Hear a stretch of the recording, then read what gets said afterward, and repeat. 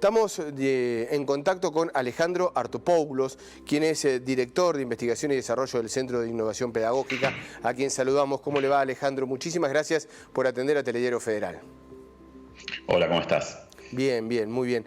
Bueno, qué interesante el informe allí en donde dejan claramente expresada esta situación que está viviendo nuestro país, la situación de la gran diferencia al tener acceso a lo que es la tecnología para llevar adelante la educación.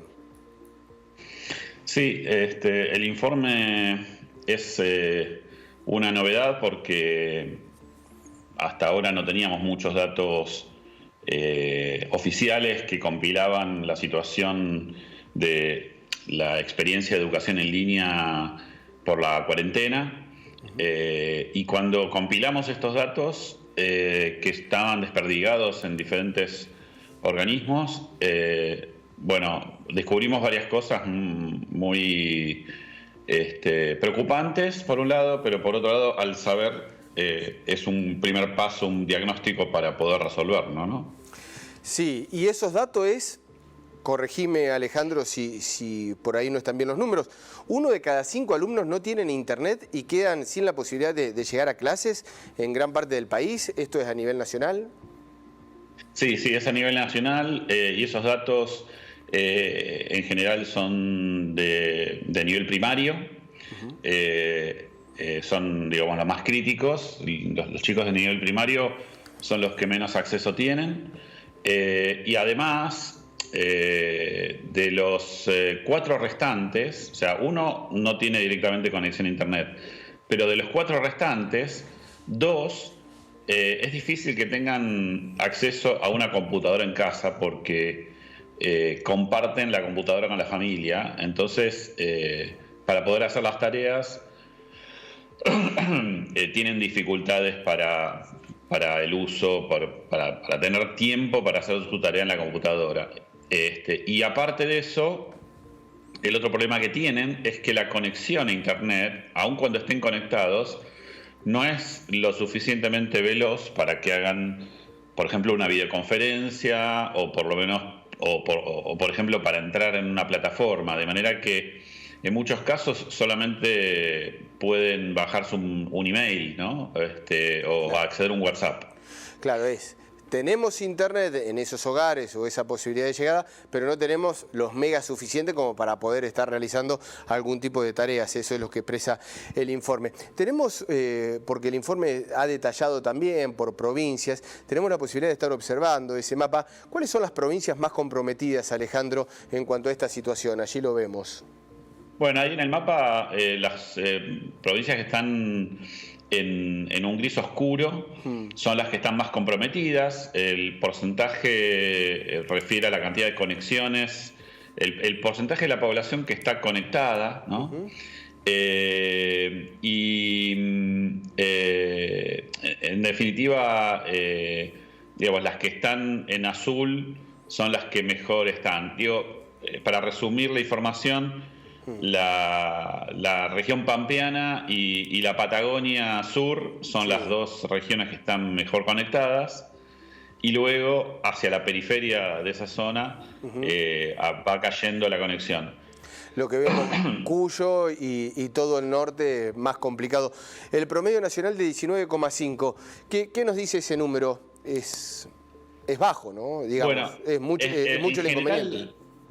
Sí, en general la Argentina tiene un problema de conexión histórico porque cuando tuvo una situación económica holgada no invirtió lo suficiente y en los últimos 6 años aparte tuvo problemas económicos que impidieron la inversión en las redes de telecomunicaciones. Entonces es como que siempre la conectividad es baja, ¿no? Pero a medida que se fue universalizando el uso del streaming, ¿no? Digo, la marca más conocida, Netflix, bueno, esa conectividad se fue mejorando porque había demanda. Claro. Pero el problema es que la conectividad escolar o educativa todavía no se ha resuelto, y ese problema no es un problema de mercado, sino que es un problema de política pública, es decir, tiene que haber una decisión del Estado para abastecer una demanda que económicamente no es muy fuerte. Entonces, bueno, comparando a Argentina con otros países, la Argentina está, digamos, de mitad de tabla para arriba, no está tan mal, pero tampoco está liderando, y países como Uruguay son los que están al tope, digo, están muy bien, porque han tenido una política consistente con el Plan Ceibal, conectaron a todas las escuelas y distribuyeron dispositivos de forma continuada para que los chicos de bajos recursos pudieran tener una computadora propia en el hogar. Teniendo en cuenta que va a ser muy difícil retomar la normalidad, entre comillas, o volver como era antes, hay que invertir rápidamente en esta situación, porque es lo que se viene, es el futuro, y esta desigualdad la tenemos que evitar en nuestro país. Sí, efectivamente, como vos decís muy bien, enfrentamos un futuro próximo bastante desafiante. Es muy desafiante vivir sin abrazarnos, es muy desafiante no poder estar con los que queremos, o ir a un recital, o divertirnos como nos divertíamos antes, pero eso lo podemos soportar, digamos, por un tiempo, digamos, no sé, 2 años, sabiendo que en algún momento lo vamos a volver a hacer. Ahora, la educación es algo que si no lo hacemos se pierde, y no podemos dejar que muchos chicos de nuestro país se queden sin educación durante 2 años o 3, o no sabemos cuánto, porque la verdad es que si hoy nos preguntan ¿cuándo vamos a volver a la normalidad normal? No lo sabemos. Entonces, ya mismo deberíamos ponernos en camino de resolver esos problemas.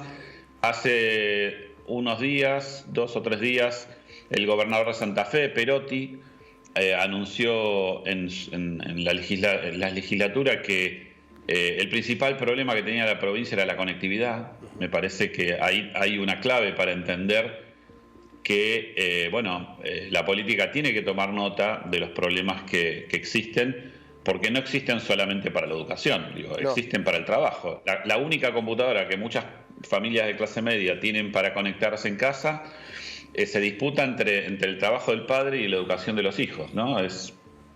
Entonces muchas familias de clase media van a tener que decidir comprar más computadoras, quizás no irse de vacaciones, bueno. Sí, también. Son decisiones que no solamente son estatales, ¿no? Exactamente, también nosotros, como sociedad, como familia, nos tenemos que ir acomodando a estos nuevos desafíos. Muchos dicen, bueno, pero hay teléfonos. Es prácticamente imposible educarse con un teléfono, porque hay que seguir lo que es un texto, lo que son las distintas actividades, a través de una pantalla muy pequeña, sin un teclado. Es incómodo, es muy lindo para las redes sociales, para estar conectado, pero es realmente muy incómodo como para ponerse a estudiar a un chico.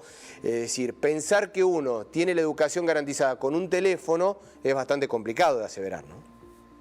Es complicado, y creo que defectuoso como solución. Es una solución que no solamente incomoda, sino que además genera problemas logísticos. Un teléfono, si se usa para escribir como una computadora, pongámosle que le añadimos un teclado, y eso lo hemos probado, la batería no dura mucho más tiempo que un par de horas. Y además, a la larga, si se usa así, la batería se termina rompiendo. Entonces, entiendo que haya muchos trabajos que no usan la computadora en el día a día, ¿no? Trabajos que tienen que ver, con el comercio, con el transporte, etcétera. Pero hoy por hoy, cualquier persona que va a trabajar un trabajo de escritorio tiene, además de un teléfono, una computadora. Bueno, eso mismo pasa en la educación.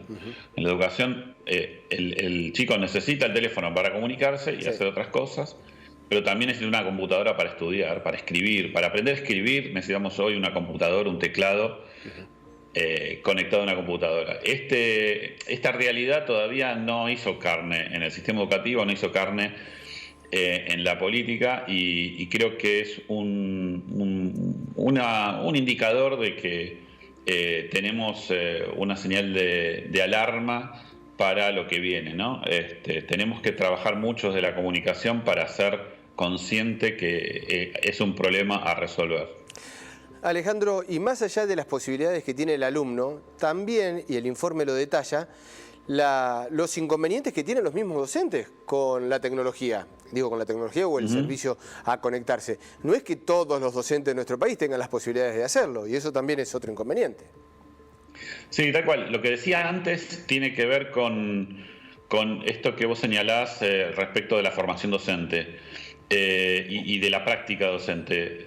Nosotros tenemos, digo, como formadores, nosotros en la universidad formamos docentes, tenemos siempre la dificultad no solamente de enseñarle lo básico de las competencias informáticas e informacionales a los docentes, sino que se den cuenta cómo cambia la educación, es decir, cómo cambia la concepción de cómo formar a nuevas personas que ingresan a la sociedad.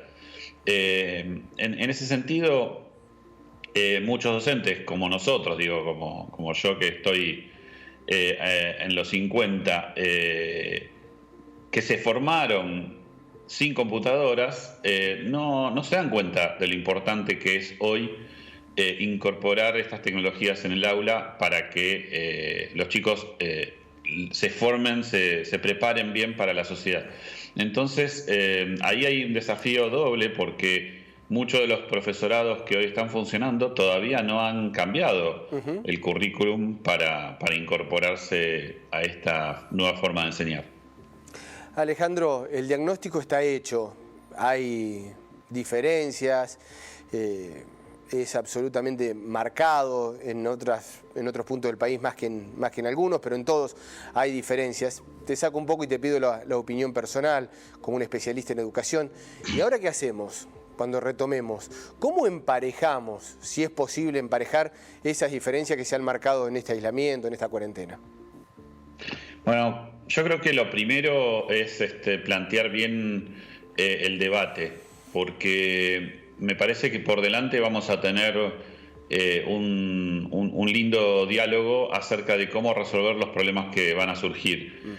Como todavía mucha gente está negando la situación de cómo salir de la cuarentena y piensa que va a volver a la normalidad que tenía antes, todavía no es consciente de que en realidad por delante tenemos una nueva normalidad con distanciamiento social que va a hacer que muchas cosas que queríamos volver a hacer no vamos a poderlas.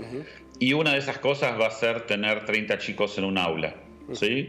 No vamos a poder tener 30 chicos en un aula, vamos a tener a lo sumo 15, pero seguramente 10. ¿Y la pregunta es, ¿qué vamos a hacer con los otros 20? Claro. Entonces, para responder a esa pregunta, porque va a durar mucho tiempo eso, creo que un buen debate acerca de cómo resolver los problemas de la conectividad y de la formación docente para enseñar en línea, creo que es el mejor camino, digo, el primer paso. Por supuesto, el segundo es lo que mencioné de Perotti, ¿no? Políticas públicas que enfrenten el problema y tomen prioridades, ¿no?